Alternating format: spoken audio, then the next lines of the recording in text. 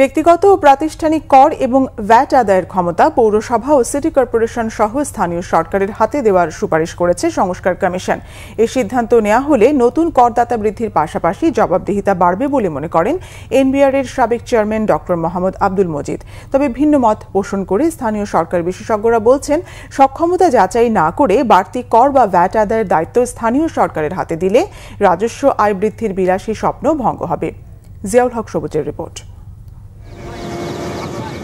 প্রচলিত আইন অনুযায়ী ইমারত বা হোল্ডিং ট্যাক্স ছাড়াও জমির উপর কর এবং ইজারা ও ব্যবসা সহ সুনির্দিষ্ট কিছু সেবার উপর কর আদায় করে স্থানীয় সরকার।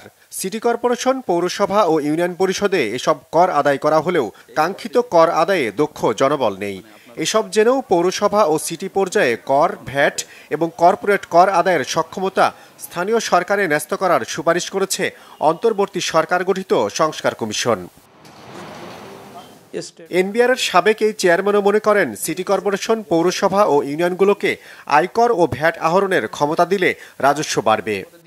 আমি কারে ভোট দেই আর আমার সেবা দেয় কি, সেই জন্যই ওটা নিয়মটা হচ্ছে যে ওই ইউনিয়ন পরিষদ, জেলা পরিষদ তাদের আইন অনুযায়ী, রাষ্ট্রীয় আইন অনুযায়ী, ভারতটার সব জায়গায় তাই আইন অনুযায়ী সে তার কর সে আদায় করবে এবং তার খরচ দেবে।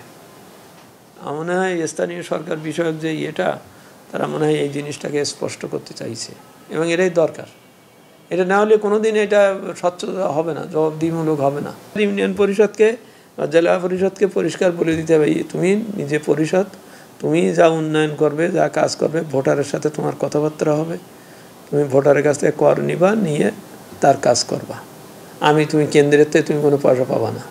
তবে স্থানীয় সরকার বিশ্লেষকরা বলছেন, যৌক্তিকতা যাচাই না করে উন্নত বিশ্বের এই ধারণা এখনই ইউনিয়ন পর্যায়ে চাপিয়ে দেয়া ঠিক হবে না। জমি রেজিস্ট্রেশন থেকে যে 2% টাকা পায়, এটা তাদের সাস্টেনেবল একটা আয়, আর ট্রেড লাইসেন্স থেকে যেটা আয় সেটা একটা সাস্টেনেবল আয়। এর বাইরে তাদের জনপ্রিয়তা কমে যাবে এই আশঙ্কায় তারা হোল্ডিং ট্যাক্স ঠিকমতো ধরেই না, অ্যাসেসমেন্টই ঠিকমতো করে না, কালেকশন করা তো দূরের কথা। কিছু কিছু ক্ষেত্রে ট্রেড লাইসেন্স নিয়েই তারা ব্যস্ত থাকে, এর বাইরে অন্য কোনো ট্যাক্স তারা আদায় করতে ততটা সক্ষমতার পরিচয় দেয়নি। আর যদি আমরা ভ্যাট এবং কর্পোরেট ট্যাক্স এবং ব্যক্তিগত ট্যাক্স আদায়ের এই দায়িত্বটা তাদেরকে দেই, তাহলে এটা তারা বর্তমান যে সক্ষমতা আমার জানা মতে, আমি জানি যতদূর, তাতে তাদের এর সক্ষমতার কাছাকাছি তরা নাই। এইটা যদি করা হয় তাহলে আমি মনে করি এটা একটা স্বপ্নবিলাস টাইপের কিছু হবে। আমার ধারণা যে সুপারিশ দেওয়া হচ্ছে এটা বাস্তবায়নযোগ্য না। কর সংক্রান্ত স্থানীয় সরকারের তফসিল সংশোধনে আরও সতর্কতার পরামর্শ দেন তিনি। 20 বছর 30 বছর পরে। জিয়াউল হক সবুজ, বাংলা ভিশন, ঢাকা।